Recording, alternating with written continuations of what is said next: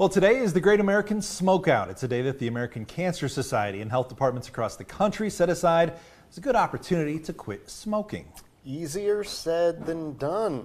But experts say picking a specific day, it can help you quit. Now, we're joined by Holly Campbell, the Deputy Health Officer with the Health Department of Northwest Michigan, to give us more information on both the Great American Smokeout and the benefits to stopping the habit. Thank you so much for being here. Yeah, hi, thank you for having me. So, before we get into the benefits of not smoking, tell us a little bit about the Great American Smokeout.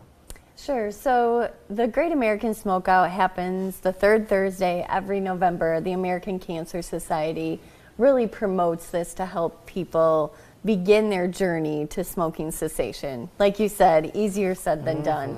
We understand that. It also is a stressful time of year.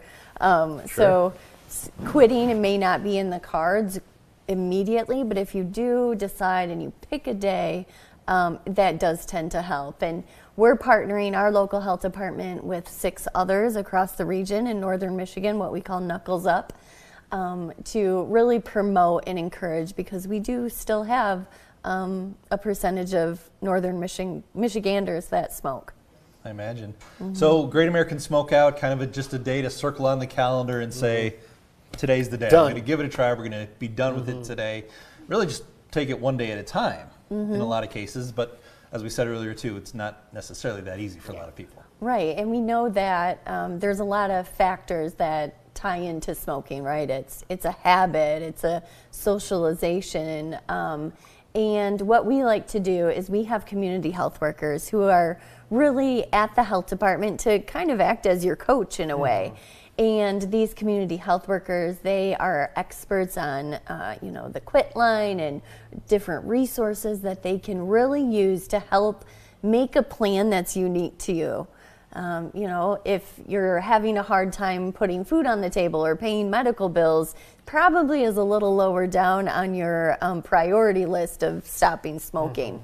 So that community health worker is kind of a jack of all trades and can really help start, bringing those priorities as not so high, so that your smoking cessation can go more to the top. That makes sense. You've got a community connections program through the health department where you can get some help personalizing a plan too. Maybe it's not one size fits all for everybody. Exactly. And that's just what that does, is it really individualizes the plan so that you can be successful in your, decreasing or your stop smoking journey. Now, for those who may be watching who may currently be smokers, let's talk about some of the benefits, because it's not you stop smoking and you see the benefits 5-10 years from now. There are immediate benefits to stopping smoking. Tell us a little bit about some of them. Yeah, sure. So within 20 minutes, your heart rate and your blood pressure start to come down. They decrease. Your carbon monoxide level starts to normalize within 12 hours.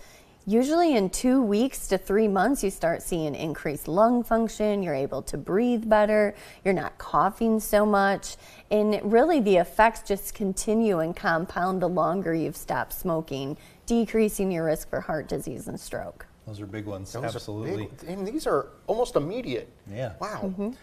I've also heard sense of taste maybe for people who didn't even know it was gone. All of a sudden Sense they realize of smell. smell comes back. Yeah, so many things.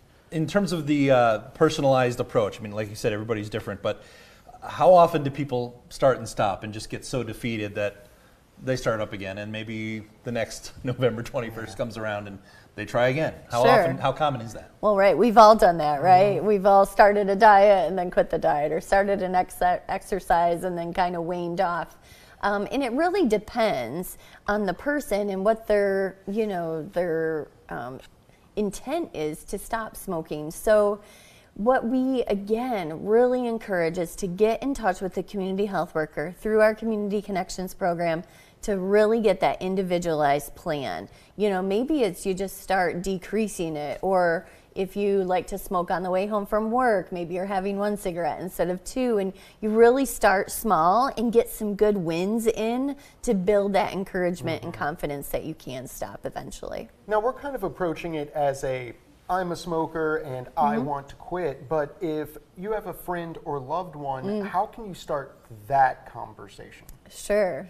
So maybe not at the Thanksgiving table, Not but at the Thanksgiving table, not around the Christmas tree. But leftovers, right? When you well, want to right. quit cold turkey. Oh, okay. I see what you did there. But loved ones and family and support is a huge part of your quit journey, and there are resources that will be listed on our website where a family or friend can go to really be able to say the right things without pushing too many buttons. Well, thank you so much for all the tips and the help. It is the day for the Great American Smokeout, nwhealth.org, or we'll share more details on our website too. Thanks for being here. Great. Thank you Thank so you. much for being here, Holly.